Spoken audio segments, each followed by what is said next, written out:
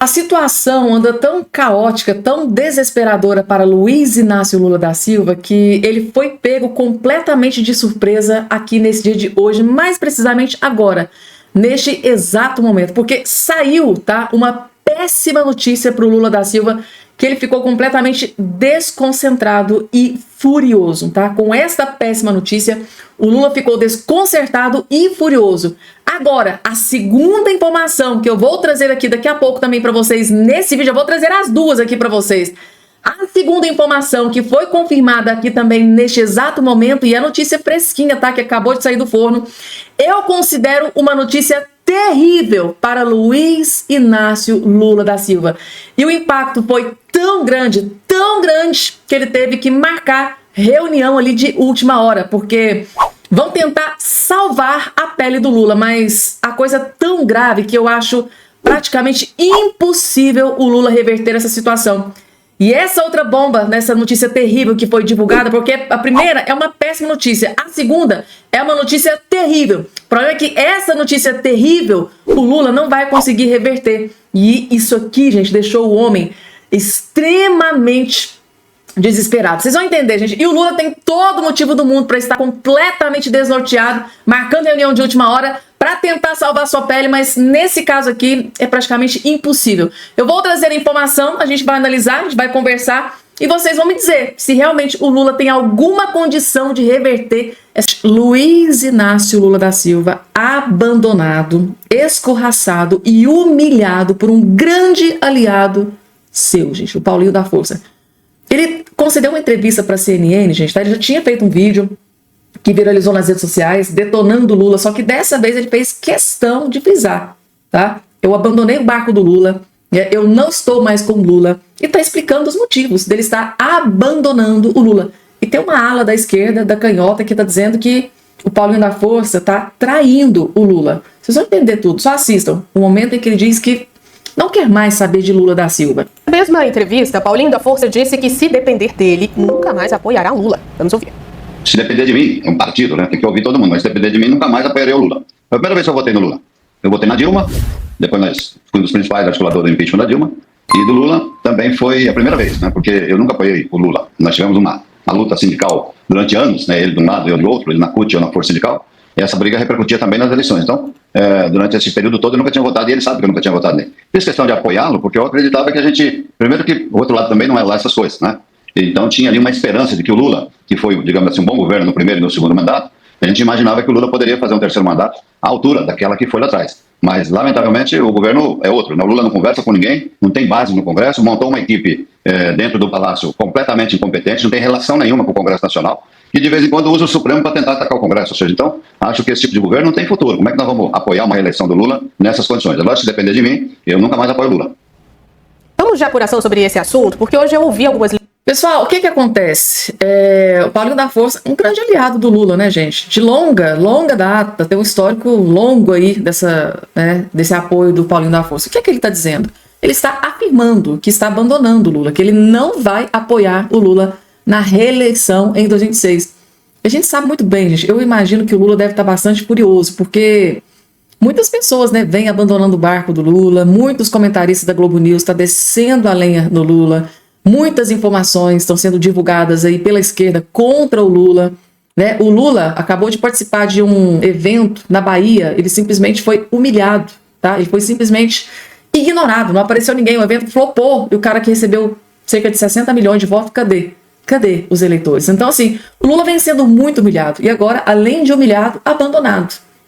Uma ala da esquerda, alguns, né, apoiadores, né, alguns aliados do Lula dentro do Congresso Nacional está vendo essa decisão do Paulinho da Força como uma grande traição, diz que ele já ajudou muito o Paulinho, que já fez muita coisa pelo Paulinho da Força, e está vendo como uma traição. Eu vou ser sincera e honesta, quero que eles se lasquem, tá? Tanto um quanto o outro, uma pior que o outro, não vai fazer falta nenhuma. Próxima informação na tela, gente, bateu desespero no Lula, tá? Por mais que a mídia de esquerda tenta dizer que não, o Lula não tá preocupado, não, esse governo Lula tá de vento em popa, o Lula tá governando super bem, o Lula tá salvando o Brasil, por mais que esses militantes de esquerda, jornalistas, tais e de esquerda tentem mostrar pro povo que o Lula tá indo super bem, eu acho que as próprias ações do Lula indicam que ele tá extremamente preocupado, gente, porque, ó, se ele não tivesse preocupado, ele estaria tomando uma decisão como essa aqui, isso aqui pra mim é desespero. Lula envia 30 deputados ao Tribunal de Contas da União para tentar destravar o pé de meia, gente, tá? Que foi travado pelo ministro do Tribunal de Contas da União. Inclusive, tem chances de o Lula sofrer impeachment. Toda essa questão, tem pedido de impeachment com relação a essa questão do pé de meia. E lembrando, gente, a título de informação, o único programa criado nessa gestão do Lula, que foi colocado, que foi implementado, foi exatamente o pé de meia, que pode derrubar o Lula, tá? Aqui a informação. O governo Lula enviará uma caravana com aproximadamente 30 deputados nessa terça-feira ao Tribunal de Contas da União, tá? E o objetivo dos parlamentares é convencer o ministro Augusto Nardes, aquele que travou o dinheiro do pé de meia, a liberar a verba do pé de meia, tá? A corte bloqueou 6 bilhões em recursos previstos para esse benefício, por entender que não há previsão orçamentária para a despesa. O TCU preveu ali que estava acontecendo uma pedalada fiscal e bloqueou tudo. A caravana é formada pelo líder do governo na Câmara, José Guimarães, o capitão Cueca, e conta com representantes de quase todos os partidos que compõem a base do Planalto no Congresso. O MDB, PSD, PSB, PP, PDT e PSOL, aqueles partidos ali praticamente de esquerda, né, de extrema esquerda. Por exemplo, há preocupação porque o pé de meia é uma das principais bandeiras do governo Lula 3, sendo uma aposta para combater a evasão escolar e melhorar o índice de ensino público, né? Só que o Lula trouxe a questão do pé de meia, não vou nem entrar no mérito, gente, tá?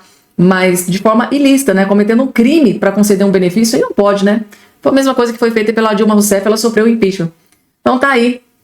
Então depois que você acabou de ter acesso aqui a essa informação, vocês acham mesmo que o Lula tá assim tão tranquilo com relação ao seu governo? Pro Lula chegar ao ponto, tá, de enviar 30 deputados, seus cupinchas, seus capangas ali dentro do Congresso, para bater na porta do Tribunal de Contas da União, para convencer o Augusto Nardes a liberar os 6 bilhões, porque o pé de meia é o único programa criado e implementado aqui nesse Lula 3. É desespero, gente, tá? É desespero que toma conta do governo Lula. Próxima informação na tela envolvendo Donald Trump. Tá aqui. Trump taxará aço e Brasil será um dos mais afetados. Vendas somam 6 bilhões.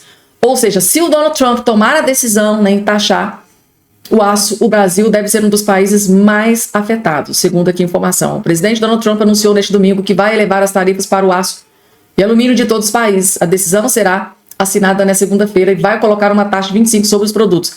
Tá aí, gente, até esse momento que eu estou gravando esse vídeo aqui, ainda não houve confirmação se ele assinou essa medida drástica, que está tocando o terror no governo Lula. Inclusive, o próprio Lula já ameaçou o Donald Trump.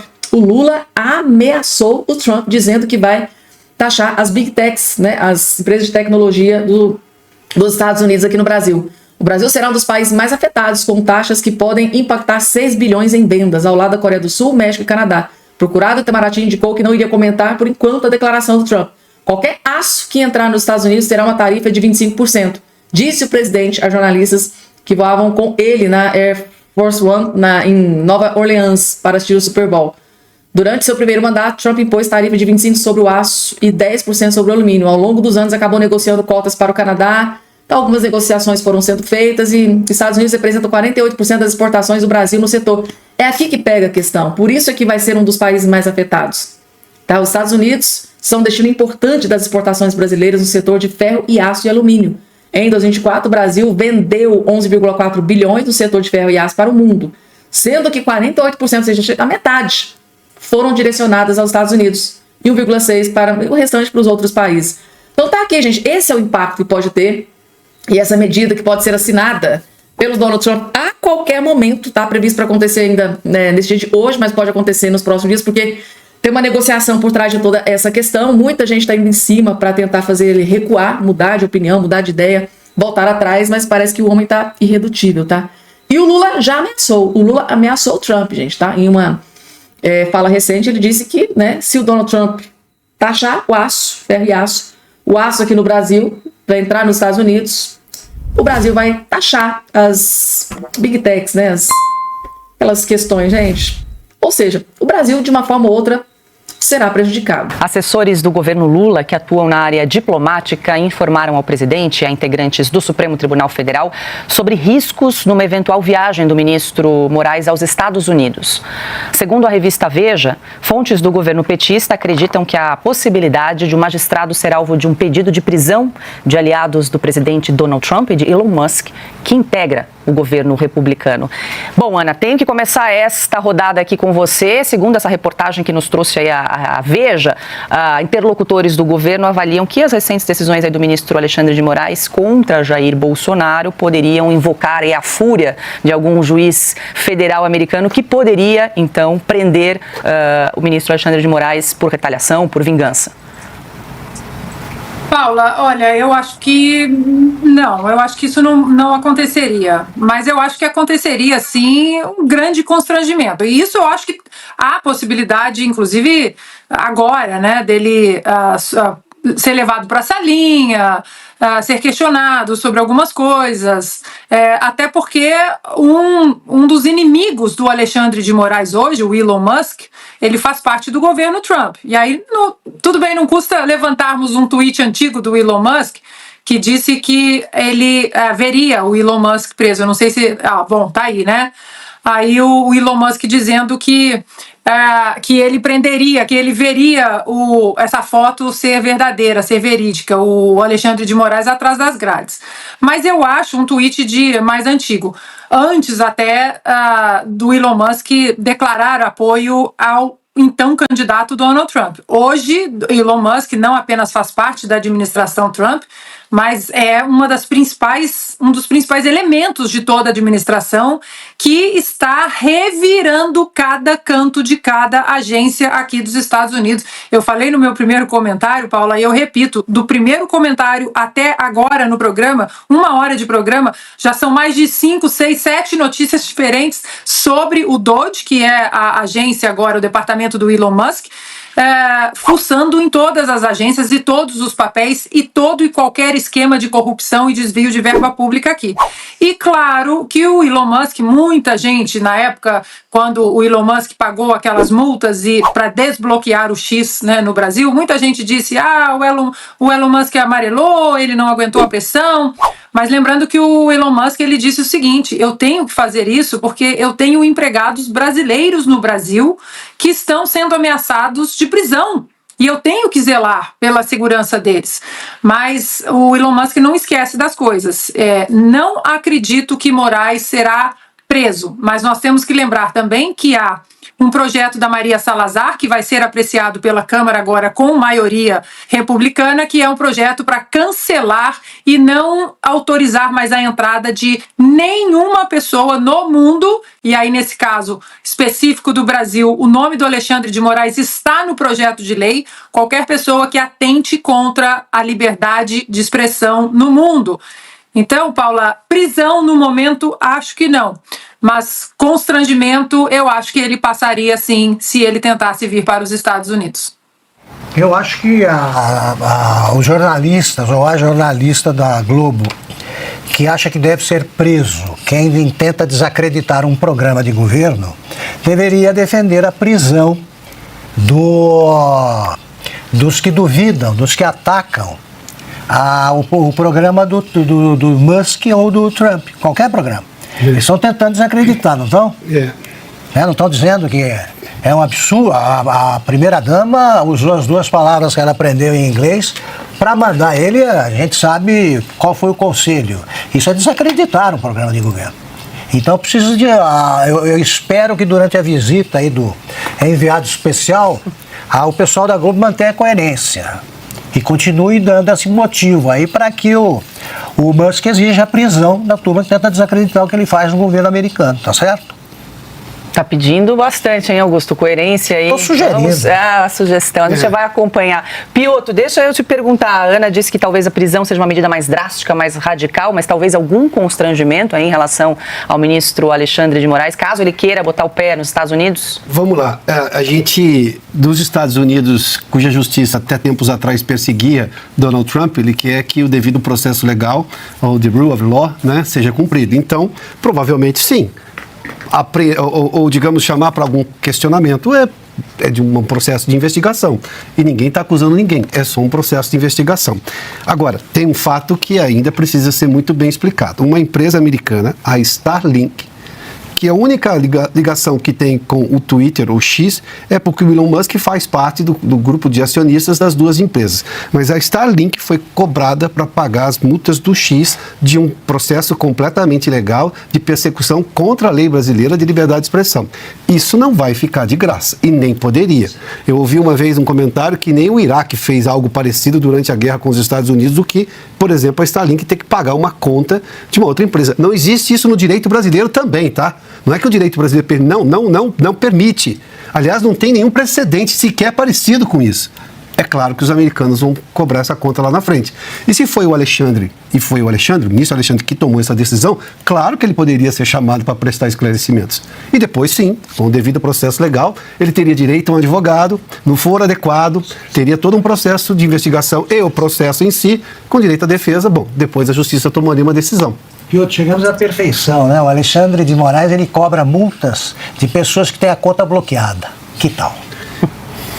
Cauti, antes Tem de um te outro ouvir... ponto também, Paulo. Diga, Ana. Rapidamente.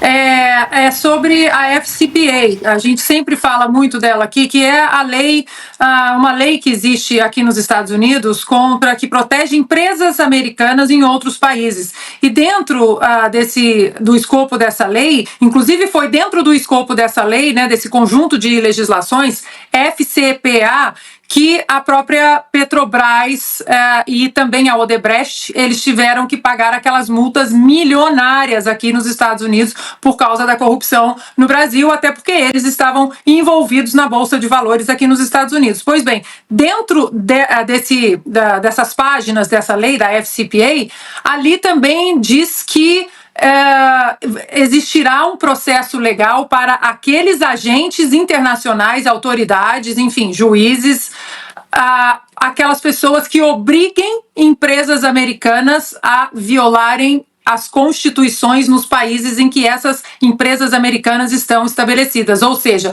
no caso do Brasil, o próprio Alexandre de Moraes, ali na exposição dos Twitter Files Brasil, ali está muito exposto e caiu aqui na Câmara com aquele relatório de 541 páginas. O Alexandre de Moraes atentou contra a nossa Constituição em relação à liberdade de expressão, muito bem protegida na nossa própria Constituição no Brasil, e obrigou uma empresa americana a violar a nossa liberdade de expressão. Então, o Alexandre de Moraes também pode entrar nessa linha da FCPA, que protege empresas americanas que precisam e devem seguir a Constituição nos países em que elas estão estabelecidas. No caso do Alexandre de Moraes, ele não protegeu o X e, inclusive, fez o contrário. Obrigou o X a violar a Constituição do Brasil. Bom, 112 mil telas simultâneas acompanhando o Oeste Sem Filtro, agora 18 horas e 50 minutos.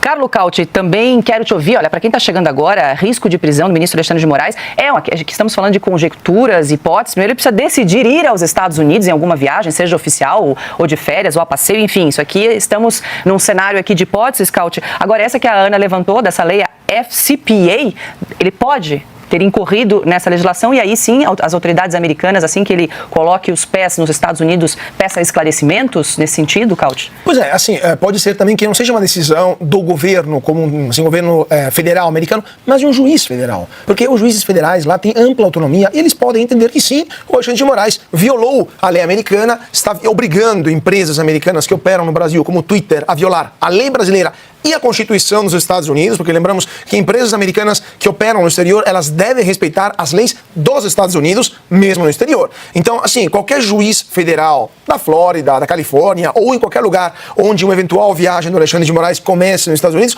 poderia muito bem decidir que não, ele violou, tem um risco de fuga para o Brasil, de eventual não extradição, então fica por aqui mesmo, vai ser detido até a Justiça americana decidir o que vai ser feito, se de fato ele violou ou não as leis brasileiras, a Constituição brasileira, a Constituição americana. Então, é sim possível. É claro, concordo com a Ana, é algo complicado, criaria um caso diplomático muito complicado, mas assim, os juízes federais nos Estados Unidos, eles não respondem para o Departamento de Estado, eles não respondem nem para o governo Trump, eles são nomeados pelo governo, mas depois eles são autônomos. Então, quiçá um juiz federal de viés republicano, que entende o que está, possivelmente de ascendência latina, que entende o que está acontecendo no Brasil, com certeza não deixaria passar barato uma eventual viagem do Alexandre de Moraes nos Estados Unidos. Próxima informação na tela também do Jornal de Notícias UOL. Gilmar Mendes manda afastar presidente da Assembleia Legislativa da Bahia. Gente, figurão, tá? Um figurão praticamente expulso do cargo. Exatamente isso que eu vou trazer para vocês. O ministro Gilmar Mendes, do STF, determinou o afastamento do presidente da Assembleia Legislativa da Bahia. A decisão é liminar e cabe recurso. O que aconteceu? O STF permite que presidentes de casas legislativas estaduais ou municipais sejam reeleitos uma única vez. Adolfo Menezes, do PSD da Bahia, se elegeu presidente da casa em 2021 e foi reeleito 2 vezes, em 2023 e 2025. E o STF bateu em cima, né? O pedido de afastamento foi feito pelo deputado estadual Hilton Coelho, do PSOL da Bahia. Na ação parlamentar, alegou que no dia da votação para a presidência da casa alertou que a reeleição de Adolfo era ilegal por ter ultrapassado a quantidade permitida de reeleições.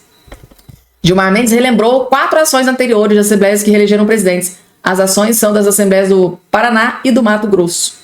A mim me parece que a reeleição sucessiva do Adolfo Menezes ao cargo de presidente da Assembleia Legislativa do Estado da Bahia, ao 3º biênio consecutivo, ofende o entendimento estabelecido no julgamento da ação direta de inconstitucionalidade que assenta a impossibilidade de reeleição ilimitada ao mesmo cargo, né, da mesma diretora do Poder Legislativo. Gilmar Mendes em decisão que afastou o presidente.